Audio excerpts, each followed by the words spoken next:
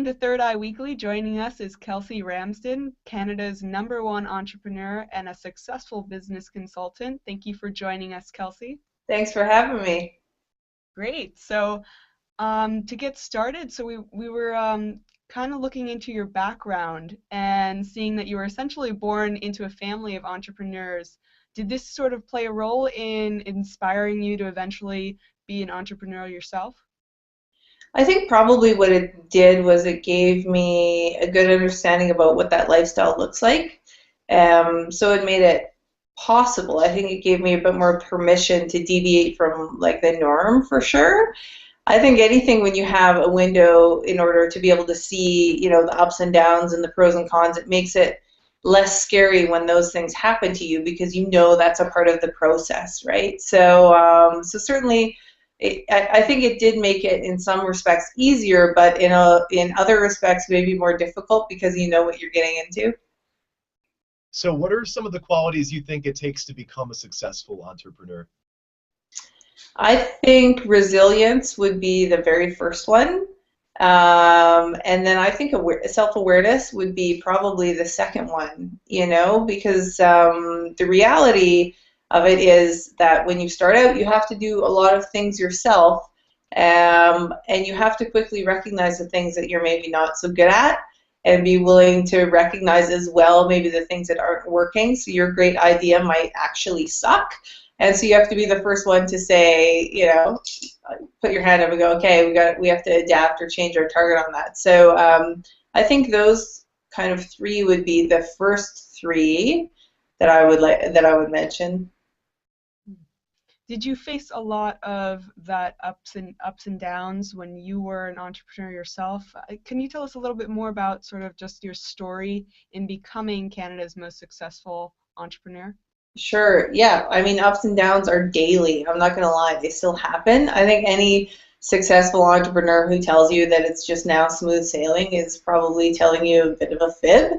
It's never just smooth sailing. There are periods where it's chill, but for the most part, it's just the same when you start as it is when you're growing, as it is when you've kind of reached a level. There's always something that comes up. And so my story is really that I suppose in some respects was always self-driven, so my brother and I like sweeped off the street in front of our house and then blockaded it, so everyone who came home at the end of the workday had to pay us a quarter to come across our beautifully swept public street. I started doing things like that when I was little, the classic lemonade stand vibe, and then went on and worked for other people predominantly, through undergrad and all that kind of stuff. And then I worked construction for my family, had a contracting business. And so I worked construction every summer. So I became familiar with construction and then worked for some other contractors. And the story goes, I decided to stop doing that and wanted to maybe do something different. So I did my MBA. And at the conclusion of my MBA, I became a consultant, a management consultant, and I did that for 6 months and realized it wasn't really jiving for me, and so I quit. And that day basically looked like I walked into my office and I looked at my boss and thought, if I had $100, would I put it on her or on me? And I chose me. So that's not to say she wasn't a smart gal. In fact, she's a lot more book smart than I could ever claim to be. But in terms of kind of my long-term success planning, I put my money on myself, and so I started my construction business. That's how it started, and then I grew that business up and started other supplementary businesses like land development and equipment and that kind of stuff. So that's what led to be Canada's #1 female entrepreneur a couple of years in a row, and then. We have 3 children, so they are now 8, 4, and 2. But when our littlest guy was 2 months old, I was diagnosed with cancer. So I had to put those businesses into management right away. And that kind of by no, great brilliance of my own led to the kind of 180 of my career, which was going from owning these big businesses, which I still own one of them, to doing the work that I do now, speaking and teaching and consulting predominantly either entrepreneurs that are starting and scaling, or corporates, people who are working corporate who want something on the side and want to start slowly building it and bridging it to the point where they retire from their corporate career and do their own thing. So yeah, that's my story, and that's how I got to today. So speaking towards these businesses, how have you been able to place these business models into a frame of life philosophy? Into a frame of life philosophy, like how have I built them in a way that gives me work-life balance? Yeah. Right. That's the magical question, isn't it? So work-life balance to me, I mean, I have a bit of an unpopular stand on work-life balance. I'm not a believer in that you can have it all. I'm a believer in that you can have what you want the most. And I think that the way that work-life balance is kind of pitched now is that at all times, you know, there's this magical like moment and the sky parts and your email inbox is totally empty and everything is going smooth and your kids are, you know, rooms are clean and you just landed a big deal at work. You know, like everything is just chill and you're making everything on time and like you're just in the easy breezy. And I have never known that to be true. I think balance starts with yourself. You know, I think balance is that the entrepreneur is balanced and able to respond instead of react to changes and adaptations. And I think that's where real balance lies. And so for myself and my businesses, what that means is being really clear on kind of back to the what do you want most, like how much is enough? If it is that I want to pick my kids up from school, what does that mean in terms of do I have to hire someone else to work and I make less money, but that's part of what I want? Or does it mean I say no to gigs because, you know, it corresponds with something that I want to attend in another part of my life? And so, again, it comes down to that kind of that centered self and being really clear on what it is that you want. I think a lot of us kind of subscribe to what we should want as opposed to getting really, really clear on what drives us. You know, it keeps us nourished and keeps us coming back for more on the days that are just total bummers, man, you know? So when you're working with individuals in your consulting business, how do you kind of help them grow and nourish their own creative ideas while implementing, you know, very structured financial realities to their ideas? Because I think a lot of them don't really go hand in hand when people are starting off in a business. Right. So there's two things to that. The first thing is I really strongly believe in a customer-driven model. So I always talk about what is the real pain that you're solving. You know, I care less about what, as the entrepreneur, say I'm coaching an entrepreneur, I care less about what that entrepreneur likes or loves and more about what their client likes and loves. And I think usually that, like, right in there is usually the juxt of most startups' problems is they're focusing on something that they like and love and not something that a client would be willing to pay for. And so those two things have to be kind of looked at. And that's usually where the creativity first arises, is adapting an entrepreneur's first innovative thought into something that's saleable and scalable. And again, that's driven by that kind of customer-centered adaptation. And we go through a process to look at what that looks like and help them solve those problems. And then the second thing is really, it's like an inside job, right? It starts with the entrepreneur. So for me, I do this thing called Compass over Maps, which is something I developed, which is, you know, we all had some kind of idea about what our life would look like. Insert age here. You know, when I was 20, I thought this was going to be how it played out. And when I do this in like groups of people, the odds are, and in every time it's been virtually the same, 4% of people are still on their original map. 96% of us are not on our original map. We're like somewhere in the Tules or took a different route or something. And so the map no longer applies. And so we find ourselves making decisions and constantly feeling like we don't really know what we're doing because we're not on the path, or you start this business and now it's not what you thought it was.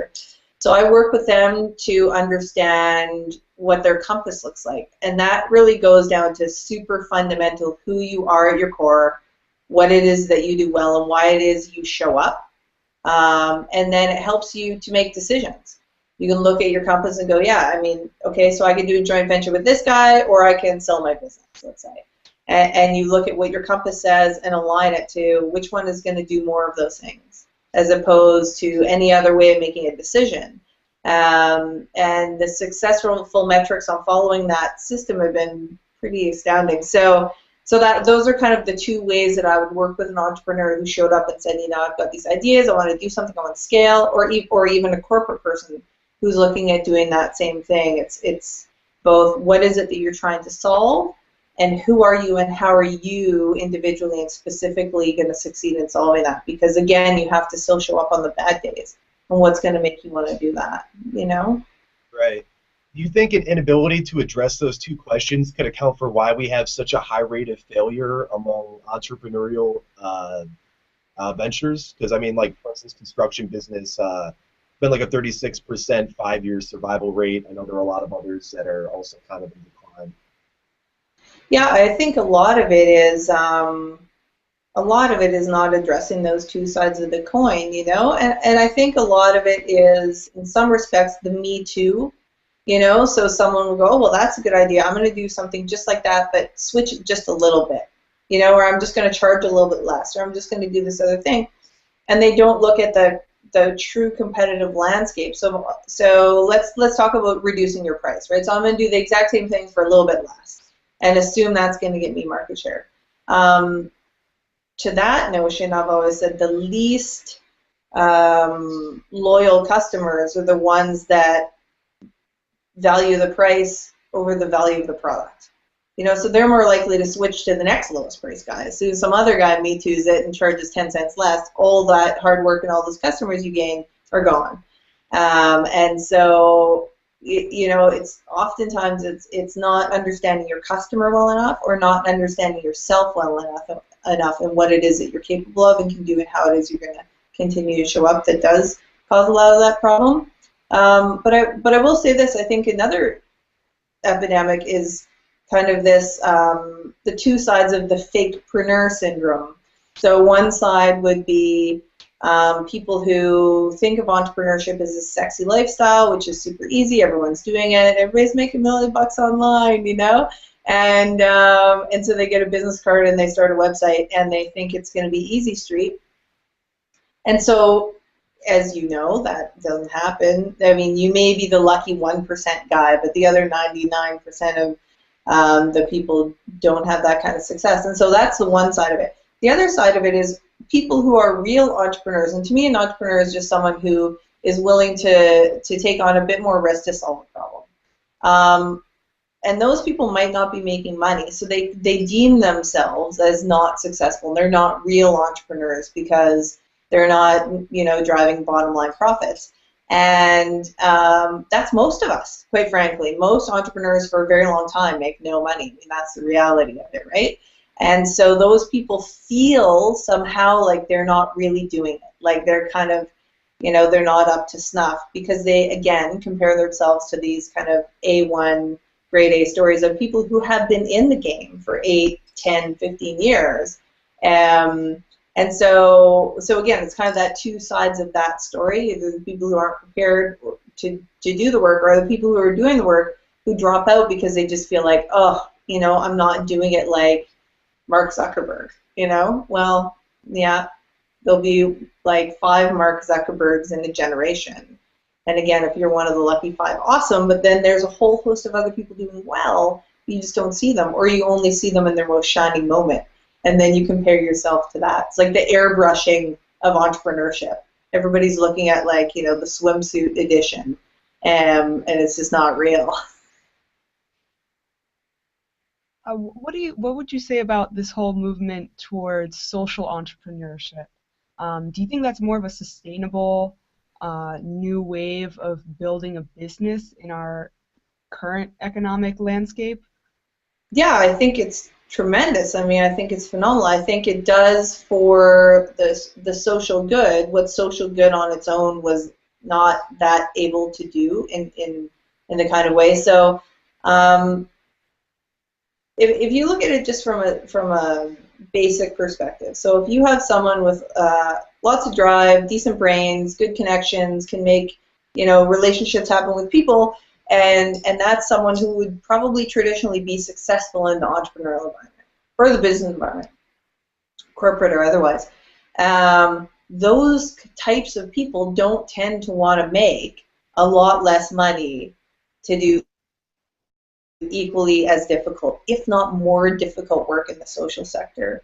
So I think it's phenomenal when those people use their assets themselves, essentially, to go and achieve what they were going to achieve anyway, and couple that with something that they can give back.